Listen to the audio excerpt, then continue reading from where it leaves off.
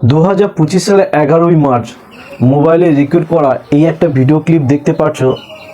এক মেয়ে তার প্রেমিকের জন্মদিন পালন করে তাকে কেক খাওয়াচ্ছে। আর 14ই মার্চ রেকর্ড করা এই ভিডিও ক্লিপটা তোমরা দেখতে পাচ্ছ যে এক প্রেমিক অর্থাৎ এই প্রেমিক দিনের আলোয় রং মেখে হোলি খেলছে আর রাতে হিমালয় একটি ক্লাবে নেশা করে পার্টি করছে। ভিডিওগুলো দেখে যে কেউ ভাববে হয়তো এরা দুই কাপল খুব আনন্দের মধ্যে আছে, কিন্তু আমি যদি বলি এই ভিডিওগুলো প্রমাণ করে মানুষের রূপ ধরে শয়তান কিভাবে ঘুরে বেড়াতে পারে, তাহলে হয়তো ভুল হবে না। কারণ এই আনন্দ ছিল একটা ভয়ঙ্কর অপরাধ করার পর, যা বর্বরতার সব সীমানা ছাড়িয়ে গেছে। যা দেখা যায় সব সময় কিন্তু তা সত্যি হয় না। হাসির পেছনেও কিন্তু ভয়ঙ্কর চক্রান্ত লুকিয়ে থাকতে পারে। মেরঠে তেমনই ঘটেছিল একটা ঘটনা। এই ঘটনা শুধু মেরঠ শহর নয়, পুরো দেশকে চমকে দিয়েছিল। ঘটনাটা জানতে বা বুঝতে হলে অবশ্যই আমাদের হুলির 14 দিন আগে মেরঠ শহরে ফিরে যেতে হবে, যে সেখানে কি হয়েছিল। যেখানে এই নৃশংসতা শুরু হয়েছিল। 3 সেকেন্ডে এই একটা ভিডিও ক্লিপ তোমরা দেখতে পাচ্ছ যে একটা ছেলে আনন্দে নাচছে, তার নাম সৌরভ রাজপুত। সে 2 বছর পর 2025 সালের 14ই ফেব্রুয়ারি লন্ডন থেকে বউ মুস্কান আর মেয়ের পিহুর জন্মদিন পালন করতে সে বাড়ি ফিরেছিল। 28শে ফেব্রুয়ারি এই ভিডিও ক্লিপটা সৌরভের মেয়ের পিহুর 6ষ্ঠ জন্মদিন, যেখানে তার বউ মুস্কানও ছিল। কিন্তু সবচেয়ে অবাক করা ব্যাপার হলো এই মুস্কানই সেই মেয়ে যাকে শুরুতে আমরা একজন কাপিলের সাথে হিমাচলে আনন্দ করতে দেখা গিয়েছিল। একজন মা আর বউ হয়ে অন্য কারোর সাথে এমন আচরণ করতে দেখলে রাগ হওয়াটা স্বাভাবিক, কিন্তু এই গল্পটা আপনার ধারণার বাইরেও। নিজের পরিবারের ভালো জীবনের জন্য সৌরভ 2013 সালে তার বন্ধুর সাথে লন্ডনে চলে যায় এবং সেখানে একটা মলে বেকারির দোকানে কাজ শুরু করে। সৌরভ দূরে থাকলেও ভিডিও কলের মাধ্যমে পরিবারের সাথে কথা বলে নিজের মনকে শান্ত রাখত।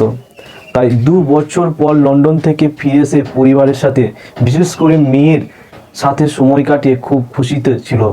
সৌরভ তার বাবা মা আর ভাইয়ের সাথে দেখা করতেও যেত, কারণ সে বউ আর মেয়ের সাথে মেরঠের ব্রহ্মপুরীতে আলাদা বাড়িতে থাকতো।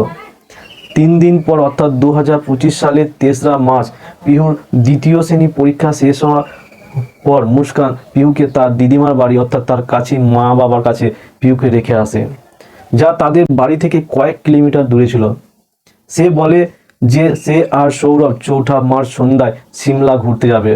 সৌরভ যেহেতু রোজ তার বাবা মায়ের বাড়ি থেকে রাতের খাবার আনতো, তাই 4ঠা মার্চ সন্ধ্যায় সৌরভ বাড়ি না ফেরায় তার ভাই রাহুল সৌরভকে রাতের খাবারের কথা জিজ্ঞেস করার জন্য ফোন করে। তখন তারা জানতে পারে যে সৌরভ বাইরে ঘুরতে গেছে এবং কয়েকদিন পর ফিরবে। 2 দিন পর অর্থাৎ 6ই মার্চ সৌরভ এর বোন সৌরভকে ফোন করে এবং সৌরভের সাথে দেখা করার জন্য মেসেজ পাঠায়। সৌরভ তাকে জানায় যে সে বাইরে গেছে এবং হোলি পর ফিরবে। তাদের হোয়াটসঅ্যাপে চ্যাট হয় এবং হোয়াটসঅ্যাপের মাধ্যমে কথা হয়। তার বোন জানায় যে তারা কেন পিহুকে নিয়ে গেল না ঘুরতে, এবং হোয়াটসঅ্যাপের মাধ্যমে দুজনের কথাবার্তা হয়। সৌরভ জানায় সেখানে -10 ডিগ্রি সেলসিয়াস তাপমাত্রা, তাই পিহুর অসুস্থতা হওয়ার ঝুঁকি থাকতে পারে। সিমলা মানালি ঘোরার সময় সৌরভ মুস্কানের সাথে নিজের ফোন থেকে ছবিও শেয়ার করতে থাকে। হোলির পরের দিন বোন পুনরায় সৌরভকে আবার জিজ্ঞাসা করে সে কখন ফিরবে। সৌরভের মেসেজ আসে তারা একটা পার্টিতে যাবে, তাই সে জানে না কখন ফিরবে। ভাইকে মুস্কানের সাথে ঘুরতে আর খুশি দেখে বোনও বলে যে সে যেন আরামে আনন্দ করে। সৌরভের পরিবার কেউই বুঝতে পারেনি সেই সফরে আসলে কি ঘটেছিল। সবচেয়ে বড় প্রশ্ন হলো মুস্কান যদি সৌরভের সাথে হিমাচলে ছিল, তাহলে একই সময়ে কারোর সাথে সময় কাটাচ্ছিল কিভাবে। সৌরভ আর মুস্কান ব্রহ্মপুরীর যে বাড়িতে ভাড়া থাকতো, সেখানকার বাড়িওয়ালা মুস্কানের কাছে ফোন করে এবং মুস্কানকে জানায় যে বাড়িটা সারাই করতে হবে। তাই তিনি মুস্কানকে বাড়ি খালি করতে বলেন। মুস্কান জানায় সে আর সৌরভ একসাথে ঘুরতে গেছে, ফিরে এসে বাড়ি খালি করে দেবে। 18 মার্চ দুপুর 12টায় মুস্কান চিন্তিত হয়ে তার মাকে ফোন করে এবং তার মেয়ে পিহুর সাথে কথা বলতে চায়। প্রথমে মা ভেবেছিল হয়তো মেয়ের কথা মনে পড়েছে, কিন্তু মুস্কানকে জিজ্ঞাসা করলে সে কাঁদতে কাঁদতে বলে তার মা ভেবেছিল অন্য বাড়ির মেয়ের মতো মুস্কান ও সৌরভের মধ্যে হয়তো ঝগড়া হয়েছে, তাই তিনি মুস্কানকে তাদের বাড়িতে এসে কথা বলতে বলেন। মুস্কান হিমাচল থেকে ফিরলেও সে তখন তার মায়ের বাড়িতে যায়নি। যেহেতু বাড়িওয়ালা বাড়ি খালি করতে বলেছিলেন, তাই সে জিনিসপত্র সরানোর জন্য একটা গাড়ি ভাড়া করে এবং জিনিসপত্র বহন করার জন্য দুজন লেবার অর্থাৎ শ্রমিককেও কিন্তু সে নিয়ে আসে। ঘরের ভেতরে একটা নীল রঙের ড্রাম রাখা ছিল, যা মুস্কান দুজন শ্রমিককে তুলে গাড়ির মধ্যে রাখতে বলছিল। ড্রামটা এতটাই ভারী ছিল যে অনেক চেষ্টা করেও তোলা যাচ্ছিল না, সময় বেশি লাগছিল, তাই বাইরে অপেক্ষা করতে থাকা গাড়ির চালক বিরক্ত হয়ে সে চলে যায়। যখন ড্রামটা সরানো যায়নি তখন শ্রমিকরা মানে ওই দুজন কাজের লোক মুস্কানকে জিজ্ঞেস করে যে এর মধ্যে কি আছে। তখন সে বলে এর মধ্যে ভাঙা জিনিসপত্র আছে, কিন্তু এই সময়ে শ্রমিকদের মধ্যে একজন ভুল করে ড্রামের ঢাকনা খুলে ফেলে এবং একটা অদ্ভুত দুর্গন্ধ বের হতে শুরু করে। গন্ধটা এতটাই তীব্র ছিল যে সেখানে এক মুহূর্তে দাঁড়ানো কঠিন ছিল, তাই শ্রমিকরা কাজ ছেড়ে পালিয়ে যায়। এই ঘটনার পর সেই দিন অর্থাৎ 18 মার্চ সন্ধ্যায় মুস্কান তার বাবা মায়ের বাড়িতে যায়, যা একই পাড়ায় কয়েকটি বাড়ি দূরে ছিল। মুস্কানকে একা আসতে দেখে তার বাড়ির লোকেরা ভেবেছিল স্ত্রী আর স্বামীর মধ্যে হয়তো ঝগড়া হয়েছে, তাই মুস্কান একা এসেছে। কিন্তু মুস্কান যা বলতে চাচ্ছিল তা শুনলে আপনার পায়ের নিচে মাটি সরে যাবে। মুস্কান কান্নায় ভেঙে পড়ে এবং বলে সৌরভ আর বেঁচে নেই। সৌরভের পরিবারের লোকেরা তাকে মেরে ফেলেছে, কারণ তারা সৌরভের উপর তাকে ডিভোর্সের জন্য চাপ দিচ্ছিল যাতে সে মুস্কানকে ডিভোর্স দেয়, কিন্তু সে না করায় তাকে মেরে ফেলে। সে তাদের কথা শুনছিল না, তর্ক বিতর্কের মধ্যে তাকে খুন করে দেয়। এদিকে মুস্কান তার বাড়িতে কান্নাকাটি করছিল, অন্যদিকে সেই দুজন শ্রমিক যারা মুস্কানের বাড়িতে ড্রাম সরাতে এত শ্রমিকের কাজ করতে গেছিল তারা পুলিশের ফাঁড়িতে গিয়ে পুরো ঘটনা জানায়। একটা গন্ধ ঘরের ভিতর ড্রাম আর তা থেকে আসা দুর্গন্ধের কথা শুনে যে কারো মনে সন্দেহ জাগতে পারে, এ তো পুলিশ তো আলাদা জিনিস। বা তৎক্ষণাৎ শহরের বাড়িতে পুলিশ গিয়ে পৌঁছায় এবং বাড়িওয়ালার কাছ থেকে বাড়ি খুলে ঘরের ভিতরে যায়, যেখানে তারা নীল ড্রাম খুঁজে পায়। ড্রামটা খুলতেই সিমেন্টে ভরা ড্রাস থেকে দুর্গন্ধ বের হতে শুরু করে। পুলিশ ড্রাসটা পরীক্ষা করার জন্য ময়নাতদন্তে পাঠানোর চেষ্টা করলে কিন্তু ড্রামটা এতটাই ভারী ছিল যে 10জন পুলিশ কর্মীও মিলে টেনে হিঁচড়ে তাকে নিয়ে যেতে বা সরাতে সক্ষম হয়নি। অনেক চেষ্টার পর তাকে ময়নাতদন্ত পাঠানো হয়। ড্রামের ভিতরে সিমেন্ট জমে গিয়েছিল, তাই তা খোলার জন্য পুলিশ একজন মেকানিককে ডাকে এবং ড্রামটা কাটিয়ে টুকরো টুকরো করে। মেকানিক যখন সিমেন্টে ভরা ওই ড্রামটা কাটছিল তখন সেখানে উপস্থিত লোকের সামনে এমন একটা দৃশ্য আসবে যা পুলিশ কর্মীরা আগে কখনো ভাবেনি বা দেখেনি। সিমেন্টের ভিতর থেকে তারা কাটা মাথা, দুটি কাটা হাত, তালু এবং বিভিন্ন টুকরোতে কাটা দেহ খুঁজে পায়। সেই দেহের মাথাটা অন্য কারো নয়, মুস্কানের স্বামী সৌরভ রাজপুতের ছিল। সেই সৌরভ যে কয়েক সপ্তাহ আগে তার পরিবারের কাছে ফিরে এসেছিল, সেই সৌরভ যে তার মেয়ের জন্মদিন পালন করার জন্য আনন্দে নাচছিল, সেই সৌরভ যে তার পরিবারের জন্য 1000 মাইল দূরে দেশে বছরের পর বছর পরিশ্রম করেছিল, আজ তার দেহ এমন অবস্থায় পাওয়া যাবে কেউই কল্পনা করতে পারেনি। আর এর চেয়েও বেশি ভাবি তোলে সেই কারণ যা তাকে এই পরিণতিতে পৌঁছে দিয়েছে।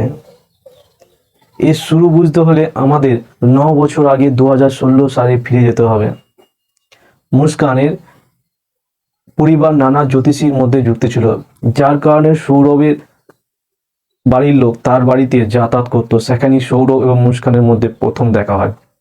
প্রথম দেখাতেই তারা একে অপরের প্রতি আকৃষ্ট হয় এবং তাদের দেখা সাক্ষাৎ শুরু হয়, যা ধীরে ধীরে প্রেমে পরিণত হয়। কিন্তু যখন ব্যাপারটা বাড়ির লোকেদের কাছে পৌঁছায়, তখন উভয় পরিবারের লোকেরা এই সম্পর্ক মেনে নিতে অস্বীকার করে। তাই সৌরভ আর মুস্কান বাড়ির লোকেদের ইচ্ছার বিরুদ্ধে গিয়ে কোর্ট ম্যারেজ করে। সৌরভ তখন মার্চেন্ট নেভিতে কাজ করত, যার কারণে তাকে প্রায় বাইরে থাকতে হতো। তাই বিয়ের পর মুস্কানকে সময় দেওয়ার জন্য সে 6 মাস পরে চাকরি ছেড়ে দেয়। 1 বছর তারা সৌরভের বাবা মায়ের বাড়িতে ছিল, কিন্তু তারপর মুস্কান বাড়িতে অশান্তি শুরু করে। মুস্কান এটা করছিল কারণ সে চাইতো সৌরভ তার সাথে আলাদা বাড়িতে থাকুক।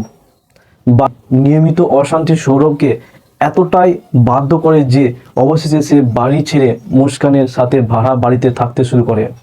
2019 সালে তাদের মেয়ে পিহুর জন্ম হয় এবং সে বছরই মুস্কানের সাথে সাহিল শুক্লার দেখা হয়। সাহিল আর মুস্কান 8ম শ্রেণী পর্যন্ত একসাথে পড়তো, কিন্তু কোনো কারণে সাহিল 8ম শ্রেণীর পর স্কুল ছেড়ে দেয় এবং তখন স্কুল ইউনিট গ্রুপের মাধ্যমে তারা আবার একে অপরের সাথে যোগাযোগ করে। এরপর তাদের দেখা একটা শপিং মলে হয়। তাদের মধ্যে আবার শুরু হওয়া বন্ধুত্ব ঘনিষ্ঠ হয়, আর অনিয়মিত দেখা সাক্ষাৎ মুস্কানকে সাহিলের প্রতি আকৃষ্ট করে তোলে। সেই মুস্কান যে মাত্র 3 বছর আগে সৌরভের সাথে মিলিত হয়েছিল, যার একটা মেয়েও ছিল, যে তখন মাত্র কয়েক মাসের শিশু। একজন স্ত্রী তার মা হওয়ার সত্ত্বেও মুস্কান সব সীমা ছাড়িয়ে যায়, কারণ তখন সে সাহিলকে তার বাড়িতে ডাকতে শুরু করে এবং এখান থেকেই তাদের প্রেমের সম্পর্ক শুরু হয়। শুধু প্রেম নয়, তারা একসাথে সব ধরনের নেশাও করত। সাহিলের মুস্কানের বাড়িতে যাতায়াত বাড়তে থাকে। প্রথমে কেউ খেয়াল না করলেও ধীরে ধীরে তাদের একসাথে সময় কাটানো, গভীর রাত পর্যন্ত একসাথে থাকা আর নেশা করা আশেপাশে সবাই জানতে পারে। যখন বাড়িওয়ালা জানতে পারে একজন বিবাহিত মহিলা তার স্বামীর অনুপস্থিতিতে রোজ অন্য পুরুষের সাথে বাড়িতে একা নেশা করে, তখন তিনি আর চুপ থাকতে পারেননি এবং অবশেষে সৌরভকে সব কিছু জানিয়ে দেন। সৌরভ যখন এই বিষয়ে জানতে পারে, তখন প্রথমে সে এইসব কথা বিশ্বাস করতে পারেনি, কিন্তু যখন সে মুস্কানের ফোনে সাহিলের সাথে তার চ্যাট পড়ে, তখন তার পৃথিবী কেঁপে ওঠে। যে মেয়েকে সে এত ভালোবাসতো, সে তাকে এভাবে ঠকাচ্ছে। সৌরভ তার স্ত্রীর চরিত্র আর মানবাধিকতা জানতে পেরে তখন সৌরভ মুস্কানকে এই বিষয়ে জিজ্ঞেস করলেই মুস্কান বাড়িতে ঝগড়া শুরু করত।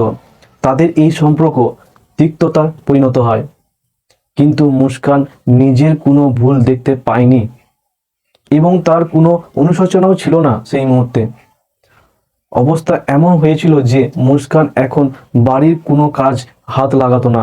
বাড়ি পরিষ্কার পরিচ্ছন্নতা আর কাপড় ধোয়া থেকে শুরু করে রান্না বান্না সব কিছু সৌরভ করত।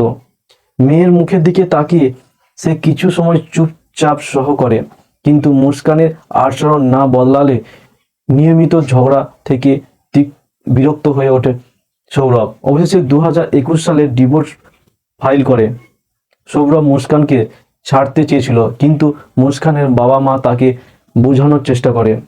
তারা বলে যে বিয়েতে ওঠানামা তো আসে এবং যদি একটু সময় দেওয়া হয় তবে সব ঠিক হয়ে যাবে। সৌরভ ভেতর থেকে ভেঙে পড়েছিল, কিন্তু একটা কারণে সে থেমে যায়, তার মেয়ে পিহু। সে চায়নি ডিভোর্সের প্রভাব তার মেয়ের ওপর পড়ুক, তাই সে আরও একবার এই সম্পর্ক বাঁচানোর সিদ্ধান্ত নেয়। হয়তো সময়ের সাথে সব ঠিক হয়ে যাবে, সময়ের সাথে মুস্কান বদলে যাবে, হয়তো সম্পর্ক একটা নতুন মোড় নেবে, কিন্তু যে সময়ের উপর সৌরভ আশা রেখেছিল সে